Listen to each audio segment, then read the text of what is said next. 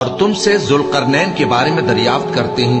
کہہ دو کہ میں اس کا کسی قدر حال تمہیں پڑھ کر سناتا ہوں۔ ہم نے اس کو زمین میں بڑا اقتدار دیا تھا اور ہر طرح کا سامان اس کو عطا کیا تھا، تو اس نے ایک سفر کا سامان کیا، یہاں تک کہ جب سورج کے غروب ہونے کی جگہ پہنچا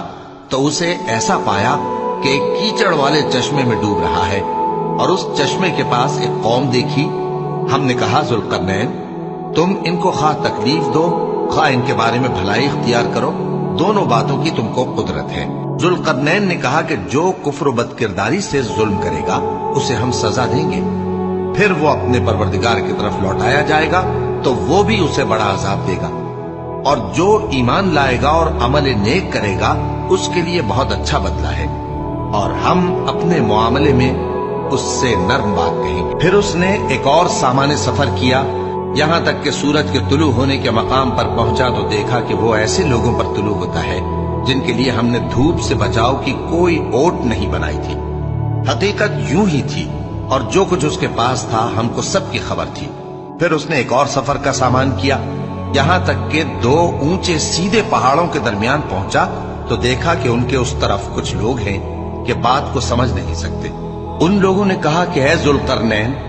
یاجوج اور ماجوج اس علاقے میں فساد کرتے رہتے ہیں، بھلا ہم آپ کے لیے خرچ کا انتظام کر دیں کہ آپ ہمارے اور ان کے درمیان ایک دیوار کھینچ دیں۔ ذوالقرنین نے کہا کہ خرچ کا جو مقدور اللہ نے مجھے بخشا ہے وہ بہت اچھا ہے، تم مجھے قوت بازو سے مدد دو، میں تمہارے اور ان کے درمیان ایک مضبوط رکاوٹ بنا دوں گا۔ تم لوہے کے بڑے بڑے تختے میرے پاس لاؤ۔ چنانچہ کام جاری کر دیا گیا، یہاں تک کہ جب اس نے دونوں پہاڑوں کے درمیان کا حصہ برابر کر دیا اور کہا کہ اب اسے دھوکو، یہاں تک کہ جب اس کو دھونک دھونک کر آگ کر دیا تو کہا کہ اب میرے پاس تانبا لاؤ کہ اس پر پگھلا کر ڈال دو۔ پھر ان میں یہ قدرت نہ رہی کہ اس پر چڑھ سکیں، اور نہ یہ طاقت رہی کہ اس میں نقب لگا سکیں۔ بولا کہ یہ میرے پروردگار کی مہربانی ہے، پھر جب میرے پروردگار کا وعدہ آ پہنچے گا تو اس کو ڈھا کر ہموار کر دے گا، اور میرے پروردگار کا وعدہ سچا ہے۔ اس روز ہم ان کو چھوڑ دیں گے کہ روئے زمین پر پھیل کر ایک دوسرے میں گھس جائیں گے، اور سور پھونکا جائے گا تو ہم سب کو جمع کر لیں گے، اور اس روز ہم جہنم کو کافروں کے سامنے لائیں گے۔